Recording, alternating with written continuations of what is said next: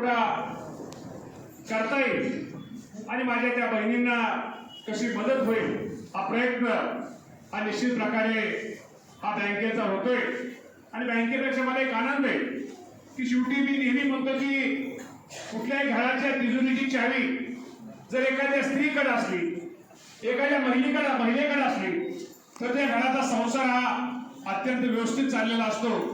त्याप्रमाणे आज निश्चित प्रकारे माझ्या 28,000 माझ्या महिला भगिनी सभासद एक चांगलं एक काम चांगले उपक्रम कुठेतरी एक जे स्वतः जिथं काम करतात एक दूरव्यवसाय करण्याचा प्रयत्न माझ्या बहिणी करतायत। बघाच त्यांनी सांगितलं की संसदमध्ये बेकरीचा असेल किंवा आपल्या तालुक्यामध्ये 2 महिला शेतकरी उत्पादक कंपन्या पण आहेत, त्याला त्यांचा 83 लाख रुपयाचा प्रकल्प आपण त्यांचा मंजूर असून साधारणतः 50 लाख 2,000 रुपये शासनाकडून त्यांना अनुदान हे मंजूर मिळाले। निश्चित त्या बहिणींचा माझ्या आपण सगळे टाळ्या वाजून त्याचा एक करूया। अशाच काही गोष्टी इतर महिला बचत गटाने सुद्धा घ्याव्यात आणि जेणेकरून माझ्या त्या बहिणीला एक चांगल्या प्रकारचा एक रोजगार किंवा चांगल्या प्रकार स्वतःच्या पायावरती उभा राहण्याचं त्याला एक उत्पन्न कसं मिळेल हे सुद्धा आपण निश्चित प्रकारे पाहिलं पाहिजे।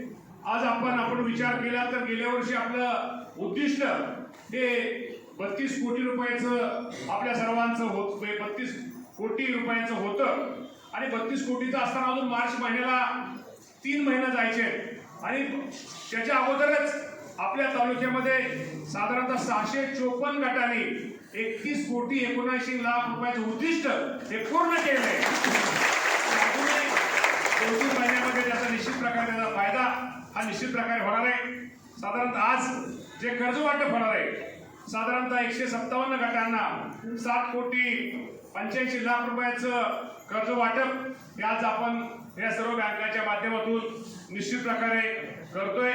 आणि निश्चित मी एवढंच तुम्हाला सांगतो की तालुक्यामध्ये महिला बचत गटाच्या माध्यमातून खूप काही गोष्टी खूप काही चांगलं काम हे निश्चित प्रकारे चाललेलं आहे। आपल्या सर्वांना माहिती आहे की पूर्वी कर्ज घ्यायचं म्हणल्यानंतर भीती वाटायची आणि गीता म्हणल्यानंतर भीती नाही, आता कर्ज घेणं म्हणजे आपल्याला एक मिळालेली संधी आहे की ती संधी कर्जाच्या रूपाने घेतलेलं कर्ज कसं परतफेड केलं पाहिजे त्यासाठी आपण काहीतरी व्यवसाय काहीतरी केला पाहिजे।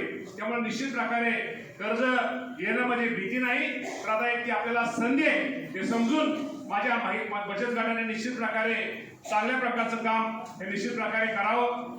आणि आज महिला भगिनींची किंवा लाडक्या बहिणींची दखल इतकी घेतलेली आहे सगळ्यांनी, म्हणजे मी धास्ती म्हणत नाही दखल, त्यामुळे इतकी दखल चांगली घेतलेली आहे। मी आज एवढा उभा आहे, मी निवडणूक तुमच्यासमोर मंत्री आहे आमदार आहे, पण आमदार त्या माझा वाटा जास्त कोणाचा आहे तो माझ्या लाडक्या बहिणीचा आहे हे पण आज मी निश्चित प्रकारे आज उल्लेख करतो।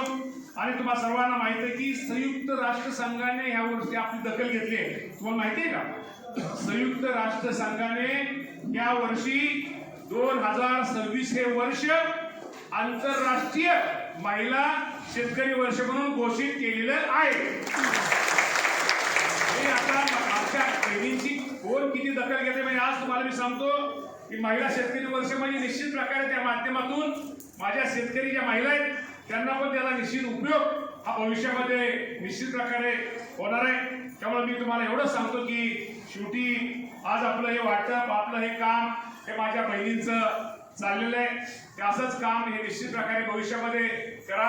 आणि शेवटी मी नेहमी सांगतो की आपण दुसऱ्याच्या केवढं कामी येते, दुसऱ्याला आपल्याकडून जेवढी मदत होईल, दुसऱ्या भगिनीला आपल्याकडून जेवढं सहकार्य होईल तेवढी भूमिका ही माझ्या सर्व लाडक्या बहिणींची राहिली पाहिजे। आज खरं तर थोडा कार्यक्रमाला उशीर झाला त्याबद्दल दिलगिरी व्यक्त करतो, पण माझ्या लाडक्या बहिणी एवढं सांगतो की तुम्ही काळजी करू नका, भविष्यामध्ये आपल्याला सुद्धा खूप काही गोष्टी करायच्या आहेत। मी तर सगळ्या बँकांना एक विनंती करतो की ज्याप्रमाणे HDFC बँक आणि बँक ऑफ महाराष्ट्र आणि ICICI बँक या 3 बँकेचं काम थोडंसं आहे।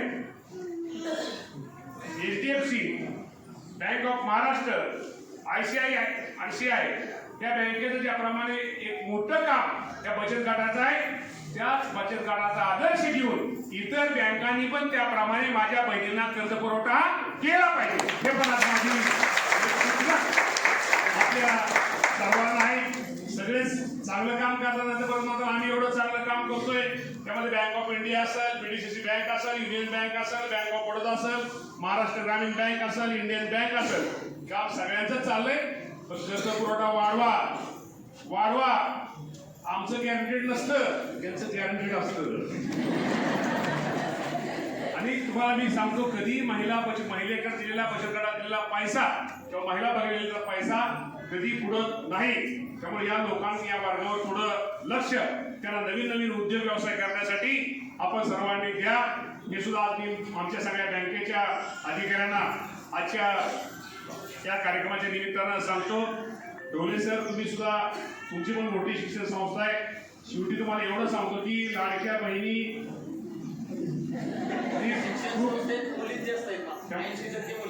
आता सध्या मुलीच सगळीकडे जास्त आहेत मुलींचा, त्यामुळे ते काय विषय नाही. त्यामुळं निश्चित प्रकारे मी तुम्हाला एवढं सांगतो की आपल्या तालुक्यामध्ये चांगलं काम हे निश्चित प्रकारे आपल्या ज्या दोन्ही संस्था आहेत त्या आमच्या महिला बचत गटाच्या माध्यमातून, CRFच्या माध्यमातून की निश्चित प्रकारे खूप चांगलं काम हे ते करतायत की त्यामुळे असंच काम भविष्यामध्ये आपण सगळ्यांनी भविष्यामध्ये चालू ठेवावं. माझ्या लाडक्या बहिणी एवढंच मी सांगतो की काळजी करू नका. बचत गटाच्या माध्यमातून तुम्हाला जे काही सहकार्य, जी काय मदत, जे काय लागेल तो आम्ही सगळे देण्याचा प्रयत्न करतोय. तुमचा सख्खा मामा तर तुमच्या बरोबर आहेच, पण हा मामा पण तुमच्या बरोबर आहे. हा शब्द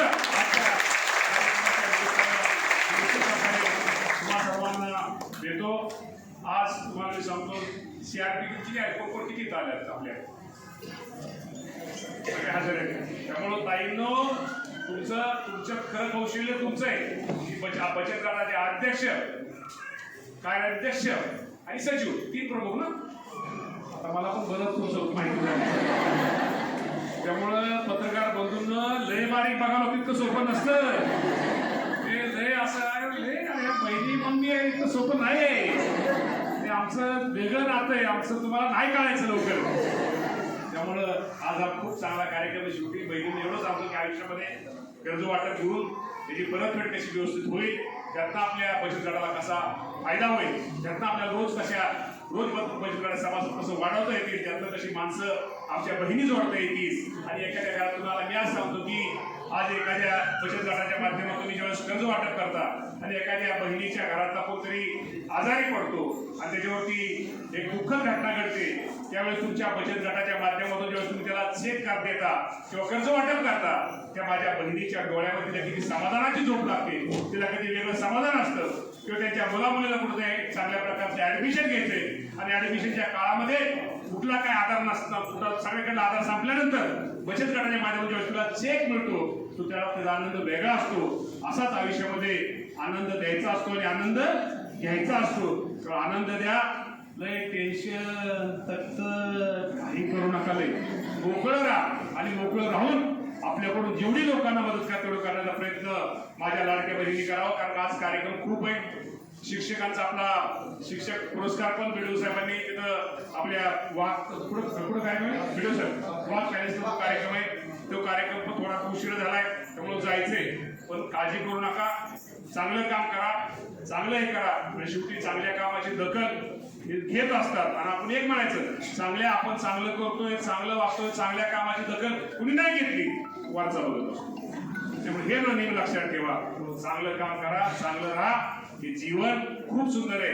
त्यामुळे हसत खेळत आपल्याकडून मदत करते करा. आपल्या बोलण्यामुळं, वागण्यामुळं कुणाच तरी झोपमोड होईल असं काय कुणी करू नका. तुम्ही ते करणार नाही याची खात्री या मामाला असल्यामुळं तुम्हाला सर्वांना निश्चित प्रकारे आजच्या या कर्ज वाटप कार्यक्रमाच्या निमित्तानं शुभेच्छा देऊन थांबतो. धन्यवाद. जय हिंद, जय भारत.